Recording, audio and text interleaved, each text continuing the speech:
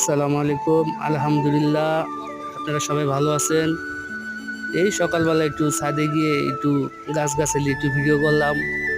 ওই বেলি ফুলের কলি ফুটেছে, সেই ভিডিও করলাম। একটু দেওয়ার চেষ্টা করলাম আপনাদেরকে দেখার জন্য। আসসালামু আলাইকুম।